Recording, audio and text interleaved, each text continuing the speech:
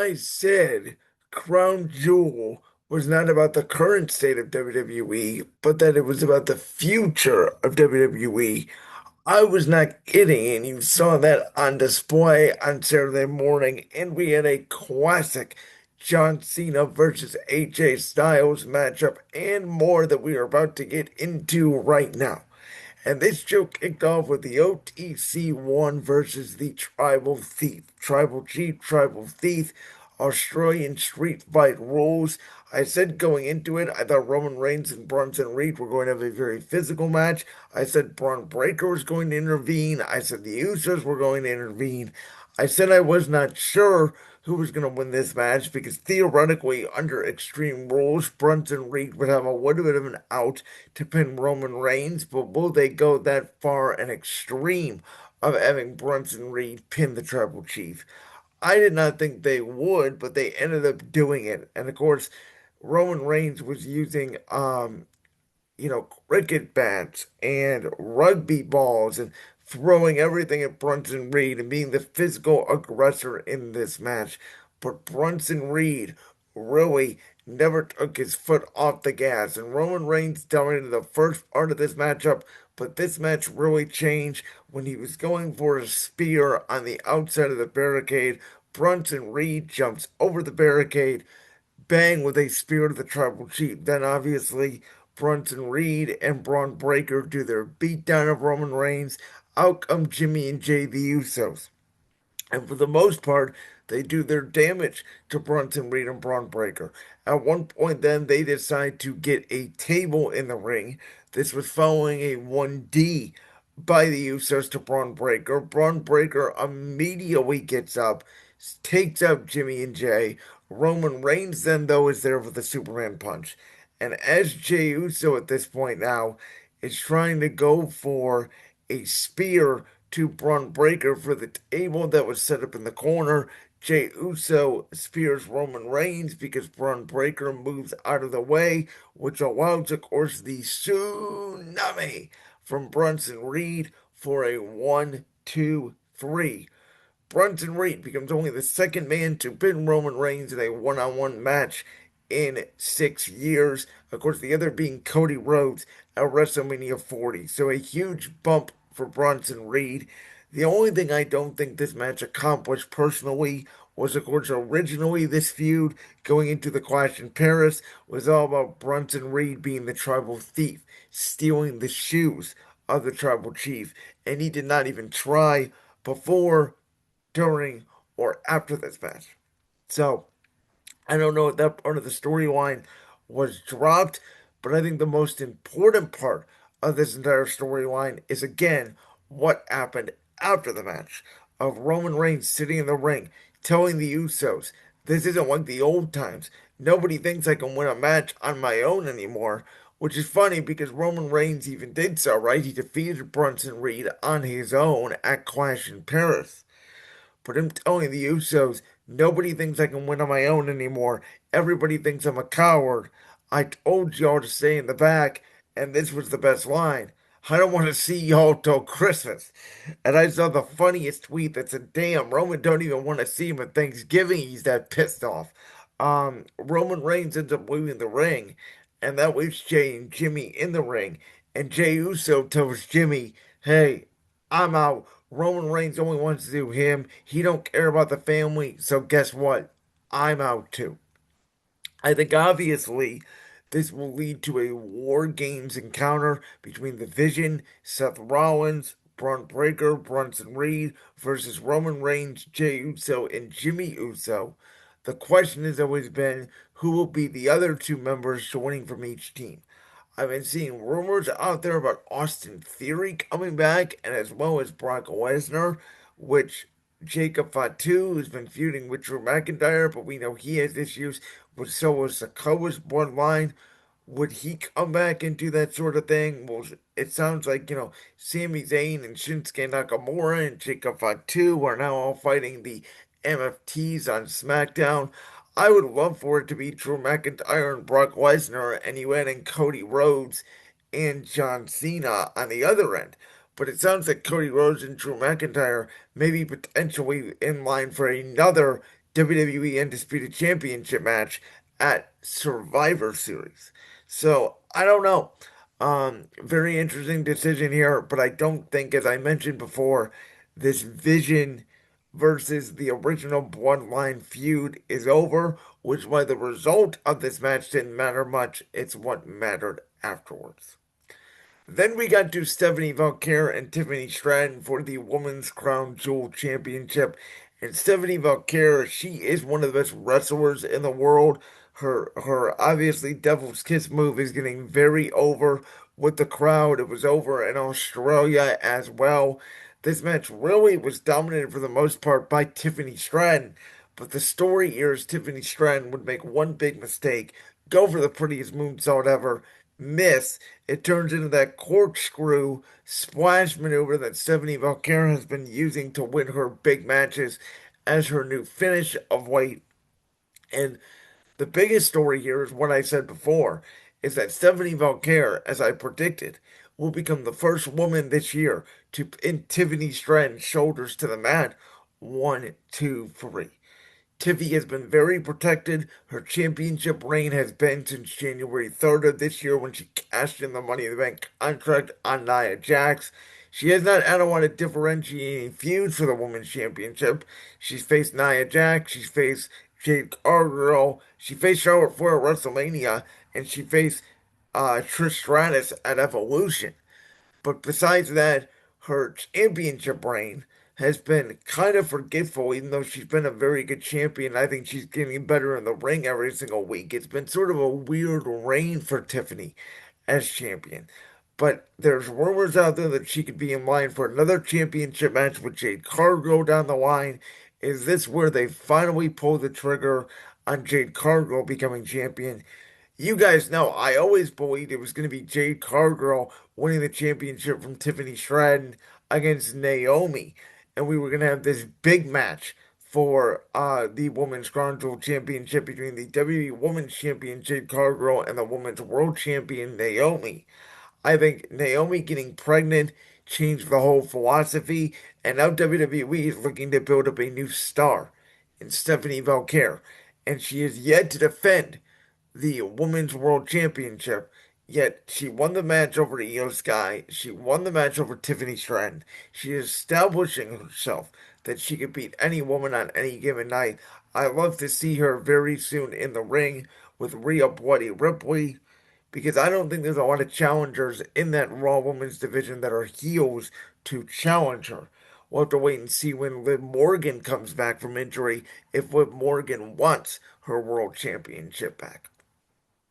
Then we add a love story, baby, just say yes, for those of you that are Taylor Swift fans, for the sport that is professional wrestling with John Cena and AJ Styles, and it even started with the introductions. Of course, the Never Seen 17 celebrating with everybody in Perth, Australia, one final time, the last real champion. But what we did not see was John Cena personally wrote an introduction for Alicia Taylor to say for the phenomenal AJ Styles, which was he is the definition of total non-stop action. Shout out to TNA Bound for Glory on Sunday night, by the way. Hardys and Dudleys. One final match was incredible from what I've seen from highlights, and WWE and TNA's partnership has really elevated TNA. Of course, there was the NXT TNA Showdown on Tuesday night. It's really cool that WWE and TNA are working together because so many ex-WWE guys are now in TNA and vice versa. For AJ Styles to bring back his old TNA gear from 20 years ago with the short trunks, from John Cena with a yellowish shirt color in Perth, Australia, with that crowd looking like a Savannah Bananas baseball game, with the entire stadium looking like, John Cena yellow. It was insane atmosphere. And then the storytelling with John Cena using moves like the skull crushing finale, the walls of Jericho, which got a huge pop, the Sister Abigail, which is where this match really started to pick up. That really popped the crowd. The Fireflies all came out from AJ Styles using Sting's Scorpion Death Drop to the Rainmaker of Christopher Daniels. It was a throwback. Obviously, the RKO. Um, and I think Sean Ross Sapp of Fightful say this was very similar to Edge versus Randy Orton being the greatest wrestling match ever when they did all these callbacks, except for that was in a pandemic in a warehouse. This was in front of, 11, 12,000 screaming Ravage fans in Australia who ate everything up. They would hit their signature moves too. John Cena would hit an AA. He would hit a choke slam even. He did the five knuckle shuffle. AJ Styles phenomenal forearm. Styles clash. They would go for the avalanche AA. They would go for the avalanche Styles clash. But in the end, AJ Styles would do a dive on John Cena. John Cena would roll through. Instead of hitting the AA, he'd pay homage to the dead man with a tombstone. Rest in peace. But John Cena doesn't win with somebody else's finishing move. He has to hit one more AA for the win. 1, 2, 3. Both guys show of respect for each other afterwards. And again, this was a love story of professional wrestling with a lot of the ghost of John Cena's past. We've seen a tribute to the likes of Kevin Owens, to Randy Orton, to Edge, to CM Punk. Every one of his big rivals and every one of his rivals that you could think, even an accolade he used in this match, which was an homage to Rusev, one of his big rivalries over the United States Championship later in his career. So, as Michael Cole said, AJ Styles is retiring in 2026. I don't know if it's going to be at the end of the year. I don't know if it's going to be at WrestleMania 42. But AJ Styles in this match still showed he's got it. We only have 4 dates left in the John Cena retirement tour. One of them being in Washington, D.C., one of them being at War Games. So we have 2 Monday Night Raws left in the career of John Cena. November 10th, which is a month from now, at the TD Garden in Boston. The next week, November 17th, at Madison Square Garden. You better get your tickets. You better strap in because the GOAT only has at least 2 matches left. He may have 4 tops, so we better enjoy it. I want to see Dominic Mysterio and I want to see Gunther as 2 of those matches, and I'd love to see him in the War Games cage. So at this point, I don't know if it's possible. Maybe you make John Cena versus Dom for the IC Championship somehow on a Raw, and then he loses it the next week, like he wins it in Boston and then loses it at MSG. I don't know. That's what I would like to see. But these 2 men went out there and not only told a love story to professional wrestling, they proved that at the tail end of their careers, they still are wrestling soulmates. They paid homage to the Royal Rumble 2017 match by never going outside the ring, and I loved every single second of this match. One match I did not love, Rhea Ripley and Io Sky against Kairi Sane and Asuka. Rhea Ripley's a star. Again, this match was booked to get her on the Perth, Australia card. Nothing special. After a riptide to Kairi Sane, Io Sky hits over the moonstone on Kairi Sane. I said it again. Io Sky, to me, she's not a good wrestler. Asuka has lost a step, and Kairi Sane has never been a good wrestler. I'm not invested in this feud at all. I think it'd be better if they just put all 3 of these ladies in a triple threat match. I mean, they all look the same and they all wrestle the same to me. Io Sky is trying to tell the story that Kyrie and Asuka are her family when they were never really on screen together in Damage Control, besides when Bayley brought in Asuka and Kyrie Sane to the group, and they've all just sort of been stuck in this endless loop. Then we get to the main event, which Seth Rollins wanted to do this without the help of Paul Heyman, without the help of Bronson Reed, and without the help of Braun Breaker. And he may have used the watch that Cody Rhodes gifted him at WrestleMania 40, which was a genius callback to end this match.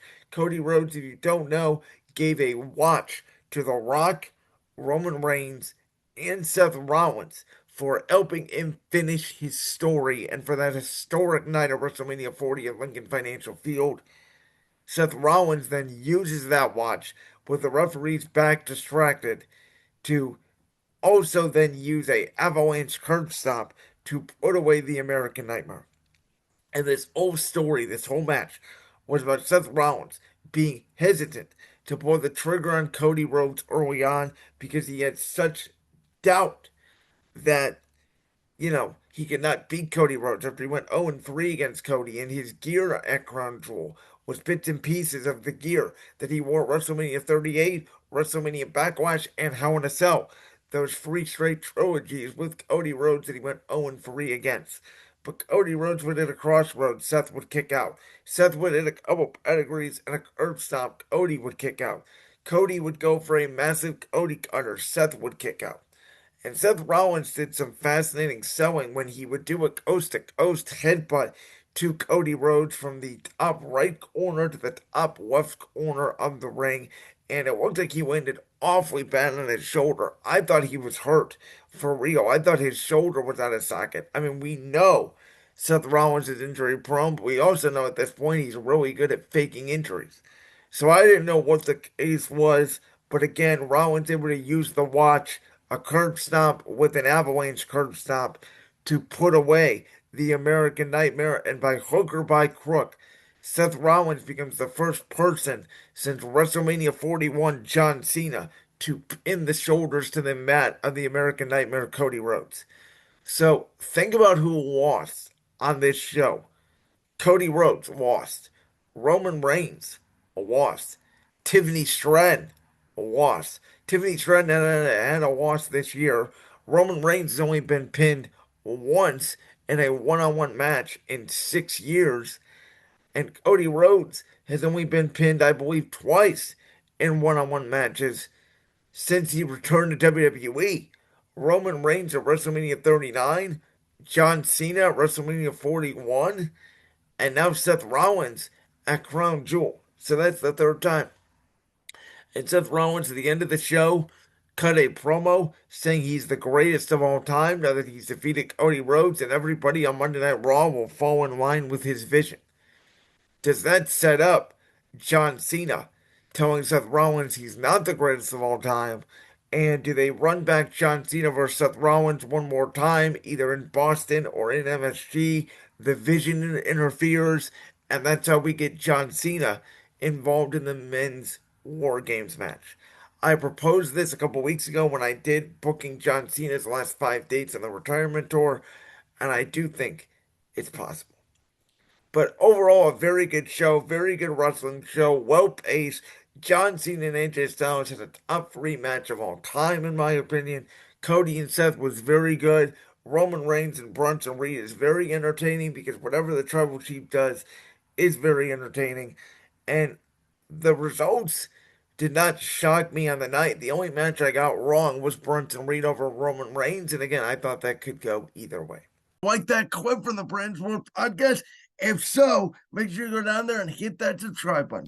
While you're down there hitting the subscribe button, make sure to also hit the notification bell so you never miss another upload. And make sure you check out all the other clips from the Brand's World podcast right here on YouTube.